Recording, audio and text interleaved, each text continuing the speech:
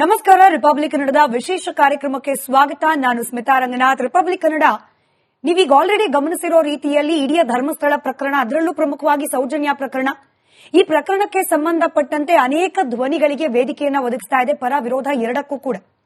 ಯಾರು ಸೌಜನ್ಯ ಹೋರಾಟಗಾರರು ಅಂತ ಹೇಳಿ ತಮ್ಮನ್ನು ತಾವು ಕರೆಸ್ಕೊಳ್ತಿದ್ದಾರೆ ಅವರಿಗೂ ಕೂಡ ವೇದಿಕೆ ಕೊಟ್ಟಿದ್ದೀವಿ. ಕೆಲವರು ಅವರಾಗೆ ಬಂದಿಲ್ಲ, ಅದನ್ನ ಹೊರತುಪಡಿಸಿ ಬಹುತೇಕರಿಗೆ ವೇದಿಕೆ ಕೊಟ್ಟಿದ್ದೀವಿ. ಹಾಗೆ ಯಾರೆಲ್ಲ ಈ ಗುಂಪನಿದ್ದು ಷಡ್ಯಂತ್ರ ಅಂತ ಆರೋಪ ಮಾಡ್ತಿದ್ದಾರೆ ಅವರಿಗೂ ಕೂಡ ವೇದಿಕೆಯನ್ನ ಕೊಟ್ಟಿದ್ದೀವಿ. ಹೀಗೆ ಇವತ್ತು ಮತ್ತೊಬ್ಬ ಪ್ರಮುಖ ವ್ಯಕ್ತಿಗೆ, ಈ ಸೌಜನ್ಯ ಪ್ರಕರಣಕ್ಕೆ ಸಂಬಂಧಪಟ್ಟಂತೆ ಮತ್ತೊಬ್ಬ ಪ್ರಮುಖ ವ್ಯಕ್ತಿಗೆ ವೇದಿಕೆಯನ್ನ ನಾವು ಕೊಡ್ತಾ ಇದ್ದೇವೆ. ಅವರು ಹಿರಿಯ ಪತ್ರಕರ್ತರು ಮೋಹನ್ ಬೋಳಂಗಡಿ ಅವರು. ಇವರು ಬಹುತೇಕ 1980ರ ದಶಕದಿಂದಲೂ ಕೂಡ ದಕ್ಷಿಣ ಕನ್ನಡ ವ್ಯಾಪ್ತಿಯಲ್ಲಿ, ಅದರಲ್ಲೂ ಧರ್ಮಸ್ಥಳ ವ್ಯಾಪ್ತಿಯಲ್ಲಿ ನಡೆದಿರತಕ್ಕಂತ ಅನೇಕ ಅಪರಾಧ ಪ್ರಕರಣಗಳ ವರದಿಯನ್ನ ಮಾಡಿದ್ದಾರೆ ಪೊಲೀಸ್ ನ್ಯೂಸ್ ಅನ್ನೋ ಪತ್ರಿಕೆಗೆ. ಅದಾದ ನಂತರವೂ ಕೂಡ ಇವರ ಇನ್ವೆಸ್ಟಿಗೇಟಿವ್ ಜರ್ನಲಿಸಂ ಮುಂದುವರ್ಕೊಂಡು ಬಂದಿದೆ. ಸೌಜನ್ಯ ಪ್ರಕರಣ ಇನ್ಫ್ಯಾಕ್ಟ್ ಬಹಳ ಇನ್ ಡೀಟೇಲ್ ಆಗಿ ಕವರೇಜ್ ಮಾಡಿದ್ದಾರೆ, ಸ್ಥಳದಲ್ಲೇ ನಿಂತು ಗ್ರೌಂಡ್ ರಿಪೋರ್ಟ್ ಮಾಡಿದ್ದಾರೆ. ಹೀಗಾಗಿ ಸೌಜನ್ಯ ರೇಪ್ ಅಂಡ್ ಮರ್ಡರ್ ಆದ ದಿನದಿಂದ ಇಲ್ಲಿವರೆಗೂ ಈ ಪ್ರಕರಣಕ್ಕೆ ಸಂಬಂಧಪಟ್ಟಂತೆ ಏನೆಲ್ಲ ಆಯ್ತು ಅನ್ನೋದರ ಇಂಚಿಂಚು ಮಾಹಿತಿ ಇವರ ಬಳಿಯಲ್ಲಿದೆ. ಹೀಗಾಗಿ ಮೋಹನ್ ಬೋಳಂಗಡಿ ಅವರನ್ನ ಇವತ್ತಿನ ಕಾರ್ಯಕ್ರಮಕ್ಕೆ ಸ್ವಾಗತ ಮಾಡ್ತಾ ಸೌಜನ್ಯ ಪ್ರಕರಣದ ಒಂದಷ್ಟು ಅಂಶಗಳನ್ನ ಚರ್ಚೆ ಮಾಡೋ ಪ್ರಯತ್ನವನ್ನ ಮಾಡ್ತಾ ಹೋಗ್ತೀನಿ. ಸರ್ ನಮಸ್ಕಾರ, ಕಾರ್ಯಕ್ರಮಕ್ಕೆ ಸ್ವಾಗತ. ಸರ್, ನಾವು ಒಂದ್ ರೀತಿಯಲ್ಲಿ ಈ ಕಥೆಯನ್ನ ರೀಕ್ರಿಯೇಟ್ ಮಾಡೋಣ ನಮ್ಮ ಸ್ಟುಡಿಯೋದಲ್ಲಿ. ಸೌಜನ್ಯ ರೇಪ್ ಅಂಡ್ ಮರ್ಡರ್ ಆಗಿದ್ದ ದಿನ ಏನಾಯ್ತು ಅಂತ ಹೇಳಿ.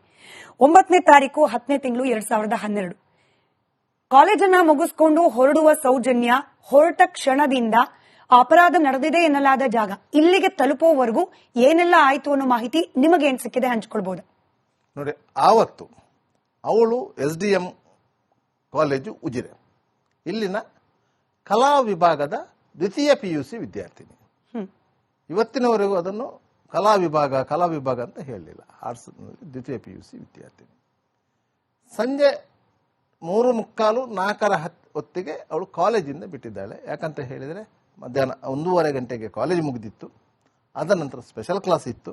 ಆದ್ದರಿಂದಾಗಿ 3:45 ಅಂದಾಜಿಗೆ ಅವಳು ಕಾಲೇಜು ಬಿಟ್ಟಿದ್ದಾಳೆ. ಅಲ್ಲಿಂದ ಬಸ್ಸಲ್ಲಿ ಬಂದಿದ್ದಾಳೆ. ನೇತ್ರಾವತಿ ಸ್ನಾನಘಟ್ಟದ ಬಳಿ ಇಳಿದಿದ್ದಾಳೆ. ಅವಳು ಒಟ್ಟಿಗೆ ಒಂದು ಮುಸ್ಲಿಂ ಹೆಣ್ಮಗಳು ಇಳಿದಿದ್ದಾಳೆ. ಅವಳು ವಿರುದ್ಧ ದಿಕ್ಕಿಗೆ ಹೋಗಿದ್ದಾಳೆ, ಇವಳು ಮನೆ ಕಡೆಗೆ ಹೋಗಿದ್ದಾಳೆ. ಯಾಕಂದ್ರೆ ಅಲ್ಲಿ ಬಸ್ಸಿಂದ ಇಳಿದು ಮುಂದಕ್ಕೆ ಬರಬೇಕು. ಆಗ ಲೆಫ್ಟ್ ಸೈಡ್ ಅಲ್ಲಿ ಧರ್ಮಸ್ಥಳ ಮಂಜುನಾಥೇಶ್ವರ ನ್ಯಾಚುರೋಪತಿ ಸಂಸ್ಥೆ ಇದೆ, ಪ್ರಕೃತಿ ಚಿಕಿತ್ಸಾ ಕೇಂದ್ರ ಇದೆ. ಅಲ್ಲೊಬ್ರು ವಾಚ್ಮೆನ್ ಇದ್ದಾರೆ, ಅವರಿಗೊಂದು ವಿಶ್ ಮಾಡಿದ್ದಾಳೆ. ಅಲ್ಲಿಂದ ಮುಂದೆ ಬಂದಿದ್ದಾಳೆ. ಮುಂದೆ ಬಂದ ಮೇಲೆ ಈಸ್ ಎ ಮಿಸ್ಸಿಂಗ್.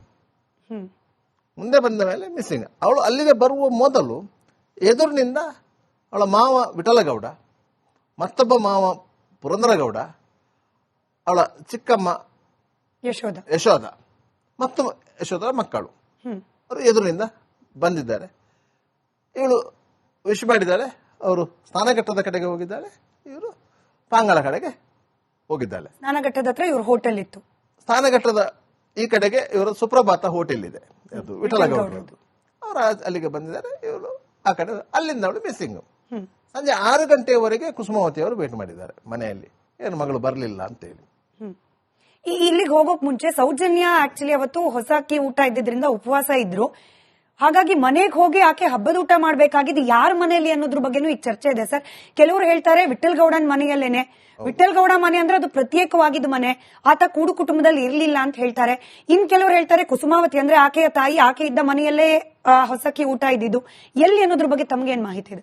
ನೋಡಿ, ಹೊಸ ಅಕ್ಕಿ ಊಟ ಇದ್ದದ್ದು ವಿಠಲಗೌಡರ ಮನೆಯಲ್ಲಿ. ಹೊಸ ಅಕ್ಕಿ ಊಟ ಇದ್ದದ್ದು ವಿಠಲಗೌಡರ ಮನೆಯಲ್ಲಿ. ವಿಠಲಗೌಡರು, ಕುಸುಮಾವತಿಯವರು ಎಲ್ಲರೂ ಪೂವಣಿಗೌಡ, ಇದು ಅವರ ತಂದೆ ಹೆಸರಿದೆ, ಅವರ ಮಕ್ಕಳು. ಕುಸುಮಾವತಿಯವರು, ವಿಠಲಗೌಡರು, ಪುರಂದರಗೌಡರು ಎಲ್ಲ ಒಬ್ಬರ ಮಕ್ಕಳು. ಚಂದಪ್ಪಗೌಡರು ಪೂವಣಿಗೌಡರ ಮಗ. ಚಂದಪ್ಪಗೌಡರು ತಮ್ಮ, ಇವರೆಲ್ಲ ಪೂವಣಿಗೌಡರ ಮಗ. ಇಬ್ಬರ ಮನೆಯು ಅಕ್ಕಪಕ್ಕ ಇರುವುದು ಪಾಂಗಳದಲ್ಲಿ. ಪೂವಣಿಗೌಡರಾಗ್ಲಿ ಕುಸುಮಾವತಿಯವರ ತಂದೆಯವರಾಗ್ಲಿ ಇಬ್ಬರು ಸಹ ಧರ್ಮಸ್ಥಳದ ಕೆಲಸಗಾರರೇ.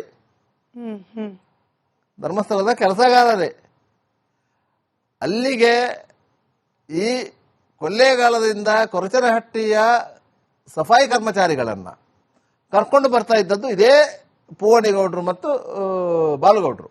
ಹ್ಮ್ ಬಾಲಗೌಡರು ಯಾರಿದ್ದಾರೆ, ಕುಸುಮಾವತಿ ಅವರ ತಂದೆ, ಅವರು ಕರ್ಕೊಂಡು ಬರ್ತಾ ಇದ್ದದ್ದು.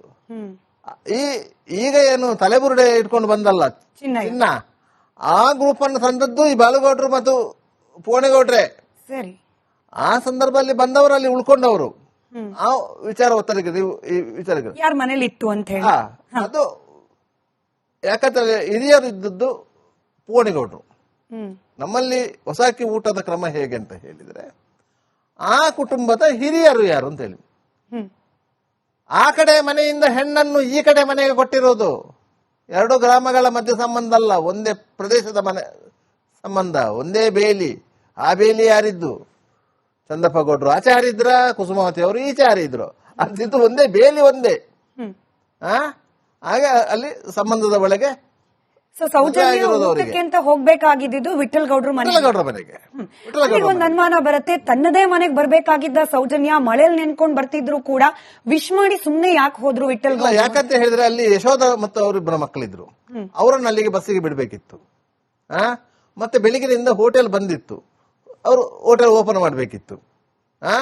ಪುರಂದರ ಗೌಡನಿಗೆ ಬೇರೆ ಕೆಲಸ ಇತ್ತು. ಅದರಿಂದ ಸಾಮಾನ್ಯವಾಗಿ ಸೌಜನ್ಯ ಅಲ್ಲಿ ನಡ್ಕೊಂಡೇ ಹೋಗುವವಳು, ಹೊಸ್ತೇನಲ್ಲ. ಲೇಟ್ ಆದ್ರೆ ಮಾತ್ರ ವಿಠಲಗೌಡರು ಬಿಡ್ತಾ ಇದ್ರೆ ಹೊರತು ಇಲ್ಲದ್ರೆ ಇಲ್ಲ. ನಮ್ಮ ಗ್ರಾಮಾಂತರ ಪ್ರದೇಶದಲ್ಲಿ ಹೇಗೆ ಅಂತ ಹೇಳಿದ್ರೆ 2 ಕಿಲೋಮೀಟರ್ 3 ಕಿಲೋಮೀಟರ್ ಎಲ್ಲ ಹೆಣ್ಮಕ್ಕಳು ಕಾಡು ದಾರಿ ಆಗಲಿ ಪೇಟೆ ದಾರಿ ಆಗಲಿ ನಡ್ಕೊಂಡೇ ಹೋಗ್ತಾ ಇದ್ದದ್ದು. ಈಗಿನ ಜನರೇಷನ್ಗೆ ಮಾತ್ರ ನಿಮ್ಮ ರಿಕ್ಷಾ, ಬಸ್ಸು, ಟೆಂಪೋ ಬಂದಿದೆ, ಮೊದಲು ಇರಲಿಲ್ಲ. ಗ್ರಾಮಾಂತರ ಪ್ರದೇಶದಲ್ಲಿ ಈಗಲೂ ಸಹ ಅದೇ ವ್ಯವಸ್ಥೆ ಇರುವಂತದ್ದು. ಆದ್ರಿಂದಾಗಿ ಅದರಲ್ಲಿ ಅವಳನ್ನು ಕರ್ಕೊಂಡು ಹೋಗೋದು ಕರ್ಕೊಂಡು ಬರುವುದು ಅಂತ ವ್ಯವಸ್ಥೆಗಳು ಇಲ್ಲ. ಅದರಿಂದಾಗಿ ಅವಳು ಸಾಮಾನ್ಯವಾಗಿ ಹೋಗ್ತಾಳೆ, ಹೋಗಿದ್ದಾಳೆ. ಸರಿ, ವಿಶ್ ಮಾಡಿದ್ರು, ಅವ್ರ ಪಾಡಿಗೆ ಅವರು ಹೋಟೆಲ್ ಕಡೆಗೆ ಹೋದ್ರು, ಸೌಜನ್ಯ ಮುಂದೆ ಹೋದ್ಲು. ಈ ಕಡೆಯಿಂದ ಲೆಫ್ಟ್ ಸೈಡಿಗೆ ಪ್ರಗತಿ ಚಿಕಿತ್ಸಾ ಕೇಂದ್ರದ ವಾಚ್ಮ್ಯಾನ್ ಇದ್ರು, ಅವರಿಗೆ ವಿಶ್ ಮಾಡಿದ್ರು. ಅಲ್ಲಿಂದ ಮುಂದೆ ಹೋದ್ಮೇಲೆ ಮಿಸ್ಸಿಂಗ್. ಕುಸುಮಾವತಿ ಅವರು 6 ಗಂಟೆವರೆಗೆ ಕಾದಿದ್ದಾರೆ. 6 ಗಂಟೆಗೆ ಬರಲಿಲ್ಲ ಅಂತ ಹೇಳಿದ ಮೇಲೆ ತಮ್ಮನಿಗೆ ಫೋನ್ ಮಾಡಿದೆ. ಯಾಕಂದ್ರೆ ಹೋಟೆಲ್ ಅಲ್ಲಿರುವವರು ಸ್ನಾನಗೃಹ. ಅಷ್ಟೊತ್ತಿಗೆ ವಿಠಲಗೌಡರು ಹೇಳಿದ್ದಾರೆ, ನಾವು ಬರುವಾಗಲೇ ಅವಳು ಬಂದಿಲ್ಲಲ್ವ ಅಂತ. ಇಲ್ಲ, ಇನ್ನು ಸಹ ಮನೆಗೆ ಬರಲಿಲ್ಲ ಅಂತ ಹೇಳಿದ್ರು. ಅದ ನಂತರ ಇವರಿಗೆ ಚಂದಪ್ಪ ಗೌಡರಿಗೆ ಫೋನ್ ಹೋಗಿದೆ, ಮಗು ಬರಲಿಲ್ಲ ಅಂತ ಹೇಳಿ. ಎಲ್ರಿಗೆ ಅವರು ಸಂಬಂಧಿಕರಿಗೆಲ್ಲ ಫೋನ್ ಹೋಗಿದೆ. ಯಾಕಂದ್ರೆ ಅಲ್ಲಿಂದ ಬಂದ ಮೇಲೆ ಅಲ್ಲಿ ಬೇರೆ ಸಂಬಂಧಿಕರ ಮನೆಗೆ ಹೋಗ್ಲಿಕ್ಕಿಲ್ಲ, ಮನೆಗೆ ಬರಬೇಕು, ಇಲ್ಲದ್ರೆ ಮಾವನ ಮನೆಗೆ ಹೋಗ್ಬೇಕು. 2 ಬಿಟ್ಟರೆ ಬೇರೆ ಎಲ್ಲಿಗೆ ಹೋಗ್ಲಿಕ್ಕಿಲ್ಲ. ಮಾವನ ಮನೇಲಿ ಮಾವ ಇಲ್ಲ, ಅವರು ಅಜ್ಜ ಎಲ್ಲ ಇದ್ರಲ್ಲ, ಹಾಗೆ ಅಲ್ಲಿಗೆ ಹೋಗ್ಬೇಕು, ಬೇರೆ ಎಲ್ಲಿಗೆ ಹೋಗ್ಲಿಕ್ಕಿಲ್ಲಲ್ಲ.